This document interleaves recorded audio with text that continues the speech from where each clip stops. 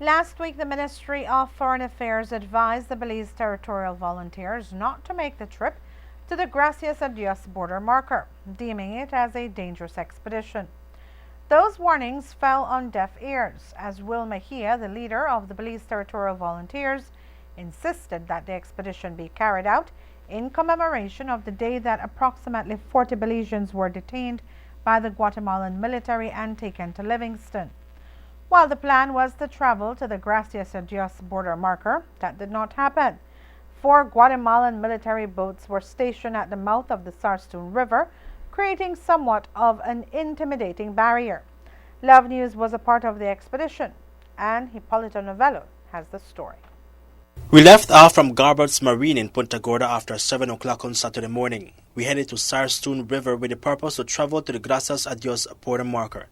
The trip was to remember February 28, the day when some 40 Belizeans who had journeyed to Gracias a Dios were escorted to Livingston, Guatemala on their way back. This time, only members of the media and an American couple accompanied Will Mejia of the BTV. However, we didn't make it to Gracias a Dios. In fact, we did not even make it to the Sarstoon River or Sarstoon Island. What we saw on Saturday was something bewildering, surprising, and some might even say downright ridiculous.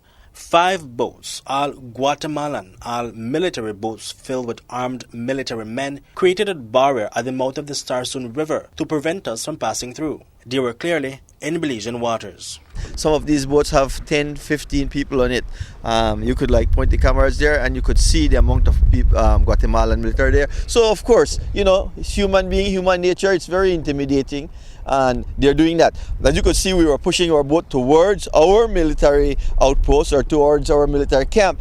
And you could see that the minute we try getting into it, they're blocking us clearly inside Belize waters again. So right now, as a Belizean, we cannot even access our own military base without having to check in with the Guatemalans. And I just find that is very, very disappointing that this is existing today, and I don't know what we as a people or a government is going to do about it. But clearly, that's a violation of not only our own Belizean regulations, but international law as well.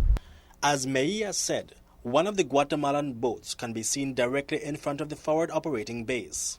And the government and their scare tactics, which really works. And to a certain extent, the government was telling us that there will be Guatemalan presence, and they're right. They, obviously they are talking to the Guatemalan military, but I don't think that they should let the Guatemalan military bully us, because right now we cannot even enter go to our military base. But what's the use of having a base when you have a Guatemalan military boat hanging out in front of the base? The base then is a joke, because there clearly you have a Guatemalan military boat hanging out in front of the Belize military base. Illegal. Yeah, that's an incursion right in front of their face. Guatemala is basically taking Belize for a joke at this time. And at that time, Mejia thought twice before making a move to force himself through. Are you afraid of approaching them? No, I'm not afraid of approaching them. If the captain drives the boat there now, I'll approach them. The captains don't feel like to get confrontational of the boat. So, I don't mind pushing forward, but again, it's not just my show. I have to respect what the captains say too. I think that we are clearly in Belizean water, so we should be going there. Of course, the captains feel a different way when they see all that military might. And in presence of Guatemala's military might, there was an absence of Belizean support. It is what it is. We can't let it go unnoticed. The weather, as you can see, is freezing out here, so I'm sure that had something to do with it. Plus, the government was very effective when they put out their statement scaring Belizeans to come. And with good reasons. As you could see, the amount of Guatemalan Armed Force boat that's right there, it's human nature. People will be afraid of the Guatemalan Armed Forces. And, I think a lot of them, I'm sure when they see what's happening out here today, they will be glad that they didn't really come to get involved with this.